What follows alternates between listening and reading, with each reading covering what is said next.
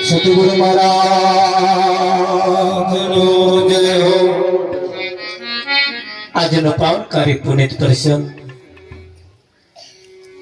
અલારસા ગામની ધર્મધરા ઉપર રવિરામ બાપુના દેહ નિર્વાણ નિમિત્તે આજનો આ કાર્યક્રમ રાખવામાં આવ્યો। દૂર દૂરથી ઘણા આચાર્યમાન પુરુષો પધાર્યા, હરિભક્તો પધાર્યા। દરેકને લાખ લાખ વંદન છે। આગળવાન પુરુષોએ આપણને તેમના માર્મિક શબ્દોની અંદર ઈશારા મૂકતા ગયા। એવું કહેવાય છે કે ભાઈ સંતનો એક શબ્દ જીવનમાં ઉતરી જાય, દશા અને દિશા બે બદલી નાખે। પણ એ સંતનો શબ્દ ઉતરે તો ઠસોઠસ ભરીને આયા હોય તો આમાં ઉતરે એવું નહીં। અને એ મોડવાની બહારથી થોડું ખાલી કરવું પડે ત્યારે એ જીવનની અંદર બાપુએ બહુ સરસ ઈશારો કર્યો। અભયસિંહ બાપુએ કે ભાઈ ઘેર બેઠા તમે ભણતર તો ભણી ગયા, ઘેર બેઠા બેઠા ભણતર તો ભણી ગયા, જોડે આવવા જવાથી કંઈક બોલતો ચાલતો ગાતો ઉઠતો બેસતો શીખી ગયા, પણ એટલેથી કોમ પતતું નથી। એ અર્જુન, આ બાબત હું તને જ્ઞાન અને વિજ્ઞાન સહિત કહું છું। જ્ઞાન અને વિજ્ઞાન સહિત કહું છું। નર્યું જ્ઞાન પણ ચાલે એવું નથી, તારે નર્યું વિજ્ઞાન એકલું પણ ચાલે એવું નથી। એટલે તરત કહ્યું પ્રેક્ટિકલ કરવાનો લખ જો એકડો, એટલે લખી શક્યો નહીં, બોલવા વાળો બોલી તો ગયો। ધોન રાખજો, આ કહેવા જે માગે છે પાછું ગહન જતું ના। હા, નહળક બે ભજન ગાતો આવડી જાય, થોડુંક અમાર પેટ બોલતો આવડી જાય એટલે કે વાત પતી જાય છે એવું નથી। હા, અહીં તો એ પણ કહ્યું છે પરભાત કોક એવા રેણી કેણી જાણી લેવા, જોતા હરિવ જેવા રે તેને નર ઉત્તમ કહીએ। પ્રભાત કોક એવા રેણી કેણીએ જાણી લેવા। જીવનની અંદર આવા સંતમાં પુરુષોના સાનિધ્યમાં રહી બહુ સરસ કાર્ય કરી લેવાનું છે ને આ તક અને મોકો વારંવાર મળતો નથી। રવિરામ બાપુના જીવનમાંથી જો કદાચ સંદેશો લઈ લઈએ ને કોઈ પણ આપણો બેડો પાર થઈ જાય એવું। કોઈ સંતના જીવનને એમનું જીવન ચારિત્ર જોવાની જરૂર છે, અને જીવન ચારિત્ર ઉપર પણ આપણું જીવન ચારિત્ર હારું હોવું જોઈએ। નહળક જીવન એકલું નહીં, પાછું ચારિત્ર હારું હોવું જોઈએ। ગોમની અંદર પેશે એટલે તમારું ચારિત્ર બોલે, બોલે ના બોલે, હા ભલે નામ ના બોલે પણ ચારિત્ર તો હારા હોવા જોઈએ ને રાવજી। હા, અને એ આ જગ્યા ઉપર આઈને શીખવાનું છે। આવા સંતોના માર્મિક ઈશારા હોય, આ તો 2 કલાક બોલે તો ઓછું પડે એટલું છે, પણ શું કરીએ ટાઈમ ના અભાવ છે, અને ટાઈમ ની આગળ કોઈનું ચાલતું નથી। ટાઈમ ની આગળ કોઈનું ચાલતું નથી, અને આપણે બધાએ નક્કી કરવાનું ટાઈમ ની આગળ આપણું પણ ચાલવાનું નથી। અને ટાઈમે જો થઈ ગયું તો થઈ ગયું। હા, અને એ કરી લેવાની જરૂર છે। જીવનની અંદર સંતોના સાનિધ્યમાં જઈ જઈને આપણે આપણું જીવન કઈ જગ્યાએ ખાડા પડ્યું છે ત્યાંથી બહાર કાઢી લેવાની જરૂર છે।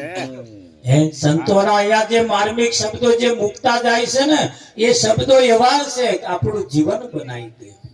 નહળક બોધ એકલો લઈ લેવાથી પણ કલ્યાણ થઈ જાય છે એવું નથી। અહીં તો કહ્યું અહીં તો ધનજી મહારાજ જેટલો વાંકવાય થઈ ગયો। અમારે 42 હતા, શું કરવાનું કે અંપો છલકાઈ જાય એટલા હતા રાવજી, પણ શું કરવાના।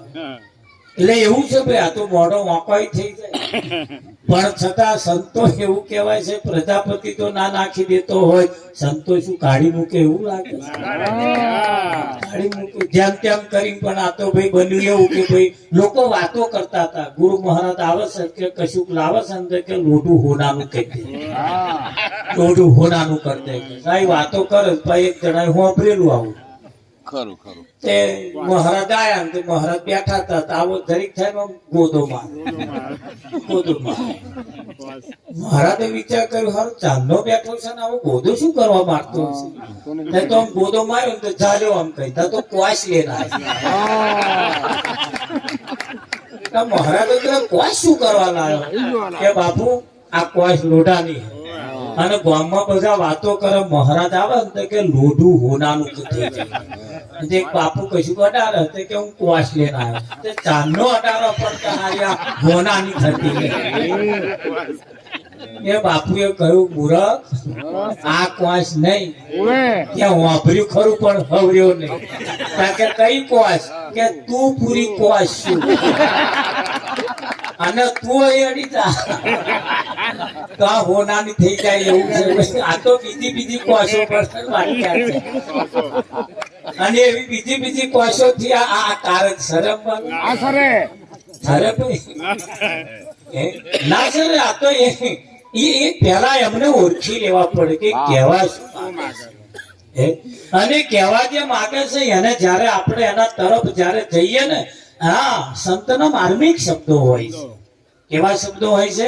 માર્મિક શબ્દો, મરમ ભર્યા શબ્દોને જ આપણે પકડવાના, મરમ ભર્યા શબ્દોને જ આપણે પકડવાના છે. અમારે અડાસમાં ભજન હતું ને અમે ભજન ગાવા અમને આવડે પાછું પહેલે. ત્યાં લાઈનમાં ઉભો છે, મેં તો ગાવાનું ચાલુ કર્યું. સદગુરુ દેવજી રે મારી કરણી સામુના જોશ. વકીલ બાપુ બેઠા હતા. ગુભોરભાઈ એ તો તમારા ફરી બનતું કે હોય ઉભો કે શું બોલ્યો? કરણી સામુ ના જોશો ભેંસ હવે રહી કે કરણી સામુ તારા કરમ હારા રાખજે મને કે. હા ના જોશો એટલે કે છે અહીંયા છૂટી જવાનું છે, તારે ઘંટી ગોળા કરવાના, અમારી પાસે જોવાનું નહીં. આમ મારે અધૂરું પડી મેલું પડી બધી કાઢવું પડ્યું. અને આપણે અભયસિંહ બાપુએ કહ્યું એવું બોલતો શીખી ગયેલા એકડા બોલતો, પણ લખવાનું થયું ત્યાં ના આવ્યું. હા એની વાત સાચી છે હારી. અમુક ભજનો ઘણા ખરા મંડળો તમે જુઓ, આ લાઈન વાળા આપા વાળા કે આપા લાઈન વાળા આપા વાળા અને ગાય તો લખે પછી એવું ને એવું હોય. પણ અહીંયા આગળ ખરેખર આ જીવન ક્ષણિક છે, બહુ નાજુક છે, થોડુંક છે. 4 ઘડીની જિંદગી ગઈ છે, એમાં તો 3 ઘડી વહી ગઈ, 1 ઘડી બાકી રહી છે અને આ છેલ્લી ઘડી છે. અને આ છેલ્લી ઘડીની અંદર કારજ આપણે જે કરવા આયા છીએ કરી લેવું પડશે. હા ઠૂઠામ ઠેરવા જો રહ્યા ને તો બાજી બગડી ગઈ, સમજી ગઈ. હા રવિરામ બાપુએ પોતાનું જીવન જે તમે જુઓ આજીવન જીવન પોતાનું ભજનમાં ગુજાર્યું. હા કઈક ભજનમાં આમંત્રણ લાવે ને એટલે પૂનમ ના કહેતા હતા કહો મોડા થયા બેહો નાશ ના કરીશું. એક અમે આયેલા તમે રાતે ઉઠાડ્યા પૂનમને. એવું ના કરવું તોય મહારાજ ના નાશ કરે. બેસા હોય તને સમજણ ના પડે મારે રાખીને કોમે શું તારે કે બોલો એવું કેતા. તબિયત પોતાની એટલી નરમ હોવા છતાં છોકરો કે હું તમારી સેવા કરીશ છતાં પણ કે છે ના, આના હક નું સારું હોય તો ના પાડે. મારે સમજાયા જો આ ભજન કરી ગયા. આ તો આ જેટલો સમય સંતોના સાનિધ્યમાં જાય ને એટલો તમારા માટે મહત્વનો છે, એટલો તમારો એની નોંધ લેવાય છે. બાકી બીજા બધાની નોંધ લેવાતી નથી. અને જેની નોંધ લેવાય છે ને સમયની લેવાય, બાકી સમયની બહાર જે નીકળી ગયા એમની કોઈની નોંધ લેવાતી નથી. અને એવું આપણે આવા સંતોના સાનિધ્યમાં જાય. જો કે મારે તો બહુ બોલવાનું છે નહીં આજે, પણ છતાં અમારે તો આરતી પ્રસાદનો સમય હતો મારે પણ હું આ રદ્દી મહારાજ વચ્ચે મેળ્યા છે પણ હવે અમારે આગળ આપણે કાર્યક્રમ છે બધા મહાન પુરુષો પધાર્યા છે એમને આપણે સાંભળવાના છે એટલે અહીંયા અમે મારી વાણીને વિરામ આપીશું સતગુરુ મહારાજ કી જય હો